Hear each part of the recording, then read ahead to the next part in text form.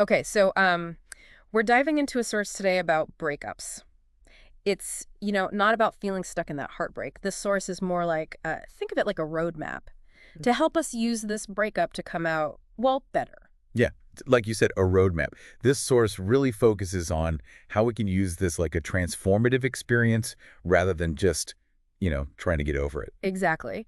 And the first stop on this roadmap, it's all about those emotions, that sadness and the anger, even just that confusion. It's all totally normal. Absolutely. Like, have you ever tried, to push a beach ball underwater? Yeah. It's going to pop back up, right?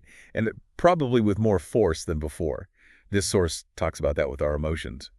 When we try to just, bottle those feelings up, it just makes the whole process even longer. Like we're giving ourselves permission to actually, feel those feelings, which this actually makes me think of journaling, something the source mentioned. Have you found that helpful in your experience? It's interesting, isn't it, how just getting those thoughts, even if they're jumbled, out of our heads and onto paper, or even just like a notes app or something, can be so helpful. I mean, there's research on this, like studies that show it can actually reduce activity in the amygdala, the part of our brains that's all about stress.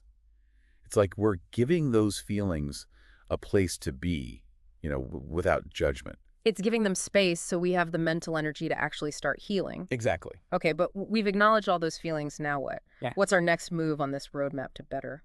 This is where this source talks about creating distance. Mm. And it's not about like, erasing all the memories or anything. Or like hitting the refresh button. Exactly. Giving yourself that space to heal and to see things clearly, which is, let's be real, tough if you're constantly seeing reminders. Yeah, so we're talking unfollowing on social media, maybe switching up those go-to spots that, you went to together. It's about minimizing those triggers, Yeah. creating a space for new experiences and eventually new memories. Yeah, like we're clearing out the clutter, so to speak.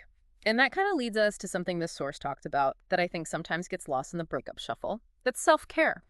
And not just, the face mask and rom-com marathon. Right. Although, I've been there. It's really about more than just like the surface stuff. Mhm. This source really digs into self-care as this time to, prioritize yourself, Like really prioritize yourself. your well-being, mind, body, the whole shebang. Yeah, and that could look like rediscovering those things, those passions that maybe got put on the back burner for a little bit while you were in the relationship. Like, remember that pottery class you always wanted to try? Yeah, Now's the time. exactly. And it even goes beyond hobbies too. Like this source brings up a good point about physical activity, Yeah. how it can be so powerful for our emotional well-being after a breakup.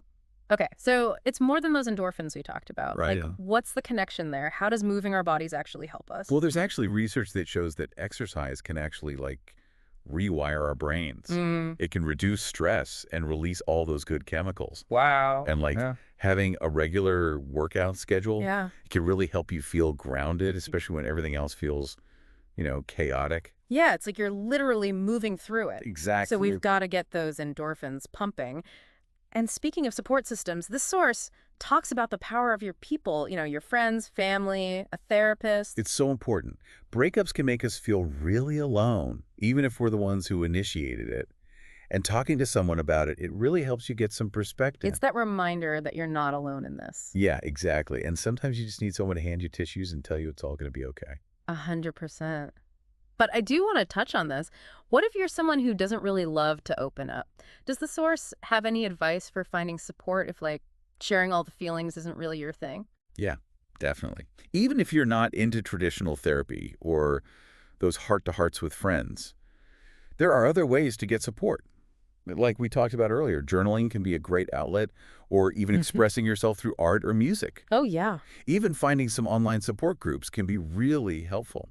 The most important thing is to find what feels right for you. It's like finding your own language for support, right? Yeah. And now we're at this point in the roadmap, it feels like exciting even, because it's all about embracing the culture. And this is where it gets really interesting. How we've been talking about bouncing back. Yeah.